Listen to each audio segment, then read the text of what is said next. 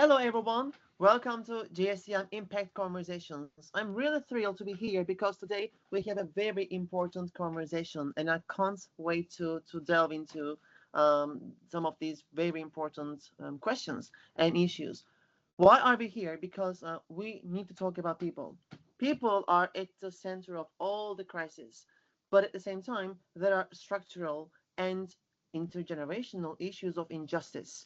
And these problems are at the heart of many supply chains. For us, supply chain researchers, we really need to pay attention to social and cultural issues. Standardized approaches don't work, so it is time to bring back nuance and context specific local knowledge. So I want to walk you down some numbers just to set the context and just illustrate why today's conversation is really vital and timely. The transition of clean energy could displace 6 million jobs by 2030, with many losses concentrated in the global south. Over 15 million people have been displaced due to large-scale renewable energy projects in the last 2 decades. In Latin America, indigenous people and communities make up 5% of the population, but account for 40% of environmental and land defenders killed due to resource conflicts. Furthermore, nearly 775 million people, primarily in the global south, still lack access to electricity despite global investments in renewables. The global north has yet to fulfill its $100 billion annual climate finance pledge, with only 30% of the funds actually reaching the global south. And furthermore, less than 10% of climate adaptation funding goes to local communities in the global south, while the majority is allocated to large-scale infrastructure projects. Why are these numbers important? Because we need to understand the context, and the global south is really, really important for us supply chain researchers to explore. Many other disciplines also need to understand this, but it is very important for us to really understand, respect, and represent global south in our research. How to do this in an inclusive, respectful, and authentic way is a big question. That's why I'm honored to invite today's guest to help us understand how this can happen. Mi Medrado is a Brazilian anthropologist who focuses on the cultural and socio-economic issues across fashion production and communication, with research mostly in the global south. Mi is a PhD candidate at the Federal University of Bahia and a PhD student at University of California. Mi's research, which is really, really exciting, on culture and political economy, aims to elaborate on methodological tools for future research in the global south. I thought it would be wonderful to bring me to the conversation to help us understand how to conduct research in the global south and how to bring this research beyond academia. Mi, welcome to the show. Thank you very much for having me. That was a wonderful invitation. Of course, it's a pleasure to be here today talking to you, and for the audience of the Journal of Supply Chain Management. Perfect. Thank you so much. I look forward to now really discussing many things with you, but I will start with this first question. So it is really important to understand the cultural context and the local values. Otherwise, we risk of reproducing coloniality. And you mentioned this term quite intelligently. So reproduction of coloniality. My Mhm. question to you, what does it mean and what do you do to prevent this issue? Yeah, thank you for this question. I think this is one of the core problematics that we face today. But first we needed to talk also about the the cultural and the cultural context and the local values, because Mhm. otherwise we're going to be risking and to reproduce the coloniality lenses. But when I say that we need to look at the cultural context and the local values, we cannot go to the field work wearing the same lens. So the lenses of modern and progressive perspective that have covered social science and social science and humanities for a long time. So my idea is to challenge the prevailing Western slash modern slash civilized binarism that in our theories and methods covers all the time. Because as we know, the fashion with a capital F is an outgrowth of methodological binarism in the fashion field. So far, I will just explain a little further what this means for me. So far, it has meant that the North axis produces the hard and complex fashion knowledge and controls the formalization of higher education fashion pedagogy, research topics, and publications. And then, however, in contrast, the south axis, so the place I am from and from where I am studying, so Angola and Brazil, the south axis in these configurations became, as you already said in the data you just presented, became zones that can be sacrificed for the sake of the north. So therefore, the way they are perceived and have so long, so the way they are perceived, so and impacts the way they have been so long considered outside of the branch of any production of knowledge they produce. There's no validity, there's no prestige, or many times they are not considered with a rigor. So when we talk about knowledge production, I think this is one thing that we need to pay attention. So that's why I think the way to stop reproducing coloniality in dress, we need to pay close attention to challenge how this white gaze is constructed in the fashion system. But we also need to break free the habits of to avoid sense, feeling, and touch base on when we are looking at these societies based on the North-centric perspective.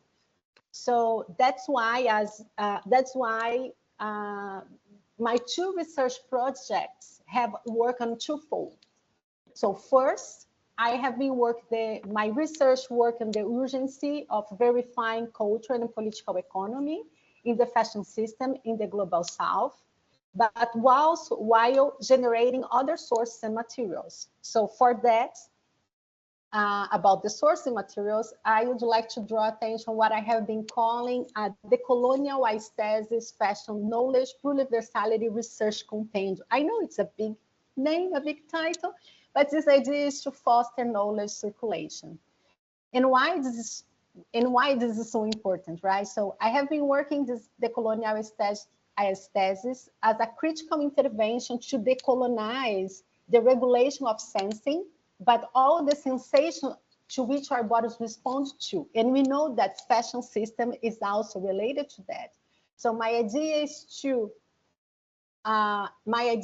respond to and to ignite experiments that we can see that from culture as well as nature. This is not exactly, this is something that I haven't been working on, but it's based on what Walter Mignolo and Rolando Vasquez proposed. So all these decolonial projects began in 2021 when I edited for the first time the Decoloniality and Fashion e-zine series that's published by the Research Collective for Decoloniality and Fashion in the Netherlands. So the core idea since the beginning is to promote the new perspectives on fashion subjectivities, to create new imaginaries, but also to see new images. We need to reimagine what has been silenced and erase it. So I think this is the way we could use accessing this new image, creating new imaginaries. We're gonna take advantage and to see and to face how people are classified as minorities, but also how we can bring cultural perspectives and imagine other ways to imagine fashion, but also to research, to create methodologies, and to approach knowledge. So that's why from part of these projects, it engaged from several, I have been engaging in several perspectives and partnerships initiatives. So one of them I'm gonna just list briefly is a bilingual podcast series to engage on listening. Then to engage on gays, I also created a decolonial fashion film festival, but I also been working with video ethnography and art, workshops, working groups, collectives, and networks besides radio and TV interviews. Because for me, I think it's after all, what we need to do is untangle, right? So we need to untangle the colonial knots in the line of the present.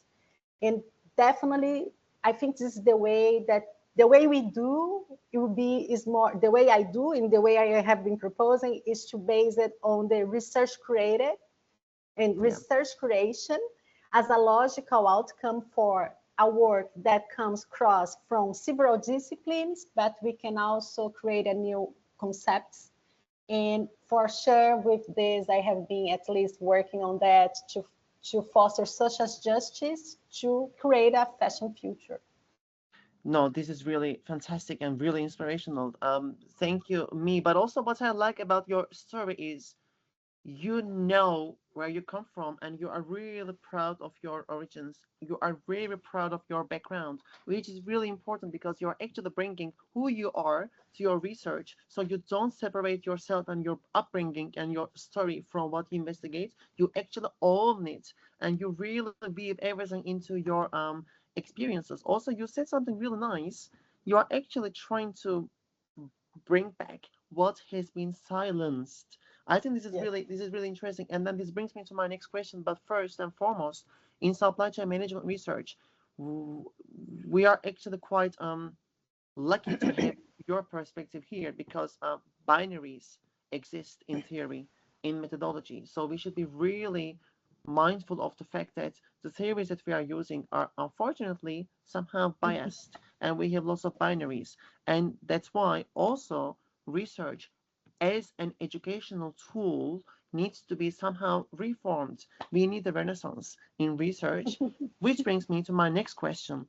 You also mentioned to me in the previous conversation that I had with you, which was really inspirational. You said we need to bring informed and reflective evidence.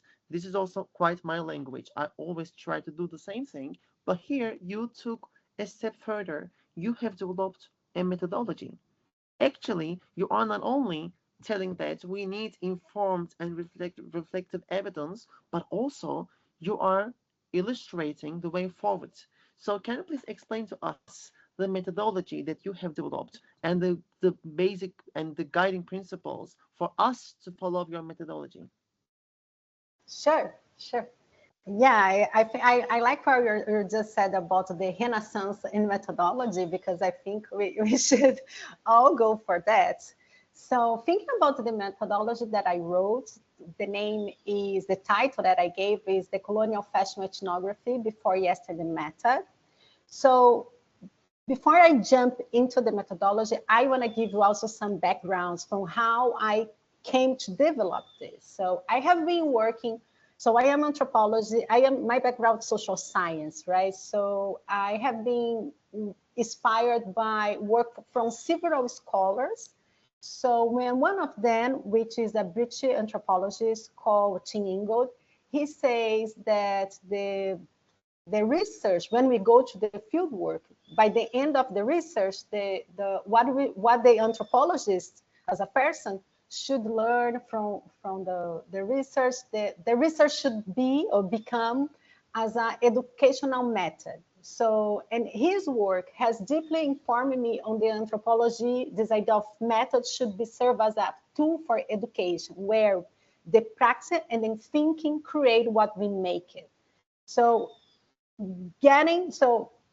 tagging along Paulo's traded pedagogy on social criticism to foster fashion knowledge decentralization. Then come together bell hooks on critical pedagogy to nurture multiculturalism and language inclusion and challenge aesthetics. And then also, but discussing with the Afro-North American anthropologist Faye Harrison, because all of them together, at least as the way I was I was reading at that time, they became a way to, I could see how subordinated I was, even though I have been living outside of Brazil for a long time in California. So I was looked at as a subordinated immigrant. So I thought, as the Fire Harrison proposed, that we should create it, praxis, methodologies, theories from people who were usually subordinated on the economic and political relations. So we have the power to create our own methodologies, but also our own perspectives. So this is when doing all these readings, I decided that would be interesting to question how can I propose to overcome such perspective in the field? Because if I go to the field, but if I keep working research with the same epistemological and subjectivity tools that tend to feed social, cultural, and political economy bias, so how can I acknowledge different ways and another ways of thinking outside of the Western binaries? So when I go there, when I was in Angola, so how could I consider the nuance of diversity that I saw there? I remember when I went to Angola for the first time in 2018, when I came back to Los Angeles, I just thought, wow, if I just use what I have here as a theoretical background, I'm gonna be so unethical, because I need to find a way where I can acknowledge what they have been producing there. So was the time when I felt that I needed a methodology to gather and draw a critical form to propose a new take. And would be based on empirical data and lived experience. But that was for me something that I was not just so aware at the time. I remember that when all of this struck me, I was reading an article from a different field, which was the refugees field.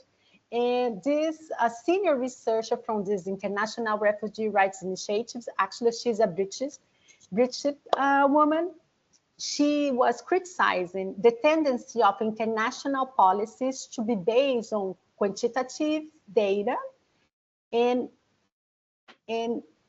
she was proposing that if you do not do any qualitative and fieldwork research, we tend to leave agents and social actors behind, because we are not there to see them, to feel, to gaze, to feel, to touch, to sense them and see the environment. And for me, it was that one of the moments that I wonder, okay, but how can I go beyond the Eurocentric American canon of race, class, cis heteronormativity, and all this that entails? So, and that's why I decided to elaborate the colonial fashion ethnography, that before yesterday method, which is my main proposal there is to propose a method, but also criticize the ethnography itself. So the before yesterday method aims to make visible the invisible. I list there 20 points on how to begin that. And the 20 points are all related to how to challenge the Eurocentric ideas and practices in the research process, offering alternative perspectives and approaches. So it's a method based on a documentary, which help us to imagine how to verify, reconnect, and reference the past, confront memories, but also challenge fashion coloniality scholarship. This is an invitation, right? Because I think it's just by doing so to engage on this perspective, we will be able to promote a more inclusive and diverse approach, because the method, so the list I point there is encourage you to go outside of the field, but encouraging curiosity and value multiple perspective, which tends to us to lead to more deep insights. Yes, this is great. This is great, Mi. Thank you so much. And I will put all the links at the description part. So please, everyone, take a look, learn, and get in touch with me if you have any questions. And I'm sure you will get lots of inspirational thoughts because it is really, really exciting. So, Mi, thank you so much. I will come to my final question, but I just wanted to quickly summarize because I keep taking notes. This is really nice. But we are learning actually that disciplines we need each other, and there's so much to learn from other disciplines. So not just to stay in our own silos, but to learn from one another, to empower one another, and also to stand in solidarity, to learn from, again, our subjects, our research, and our context. You mentioned something really nice.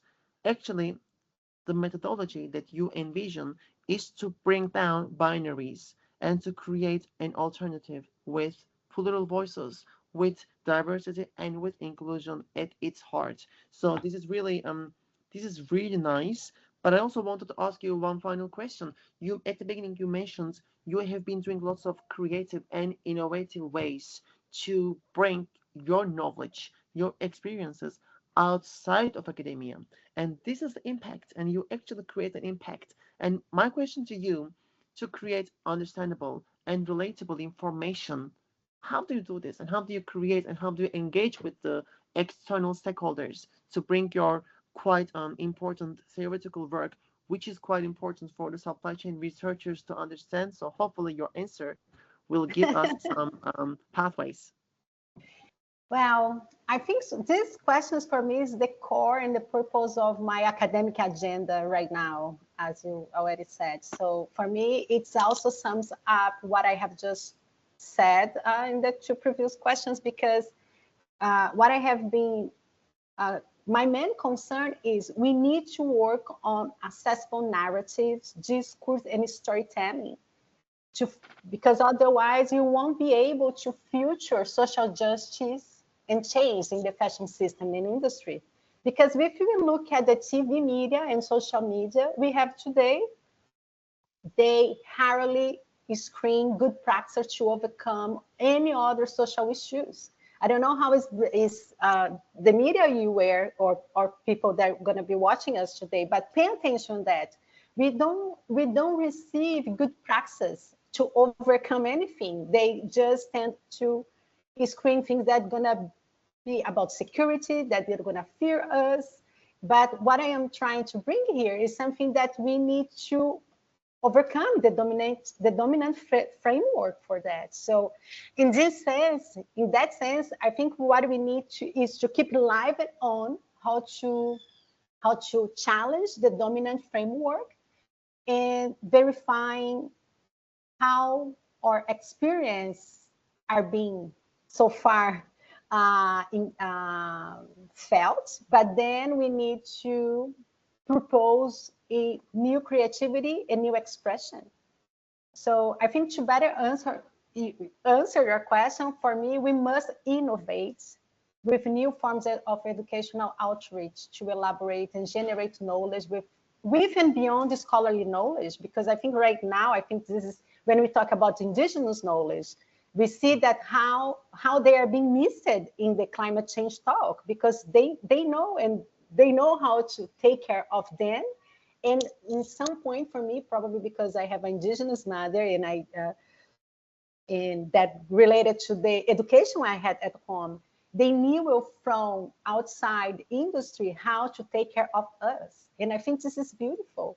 So for me, I think that in this idea of to generate knowledge beyond the scholarly and with academic research, I think we need to be working groups, collectives, networks, or any other forms of collaboration, but based on non-Eurocentric pedagogy, right? So in my case, I think right now, I am working, so my next method is on walking. So I have been now researching walking as a fashion research method. This idea is literally to bring people on foot, so to walk on the streets, to bring to light what was and has been excluded, but it's also some creative perspective when we think about the Bob Marley song, right? Get up, stand up. So this idea of to get inspired. but also there's another thinker that's not scholarly informed, but it's there, which is the Ailton Krenak. Is an indigenous from Brazil. He says that we need to, with this idea of to get up, stand up, to postpone the end of the world. And I think this is so enlightened because it's where we can create crossings through knowledge, but also to create analytical examinations for what we needed and what we would like to see to better develop, which is the fashion system and in industry.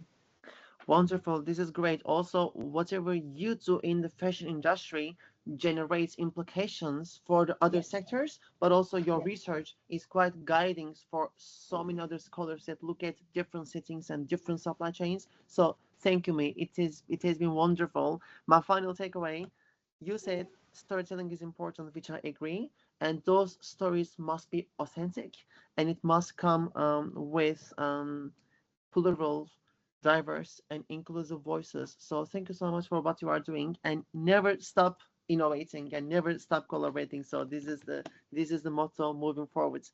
Mi, thank you so much. It has been wonderful having you. Thank you. It was wonderful coming here, talking to you, and connecting, right? I think this is all this is about. Absolutely. Knowledge, ideas, and network. Absolutely. This is just the beginning. And please, everyone, get in touch with me, get in touch with us. And hopefully, this is just the beginning of a much larger conversation. So I will see you at the next episode. And Mi, thank you so much. Welcome to Journal of Supply Chain Management community. So we look forward to also hearing from you in the upcoming periods about your research. So bye, Okay. everyone. See you at the next episode. Take care and never stop innovating. Yes. Have a good day.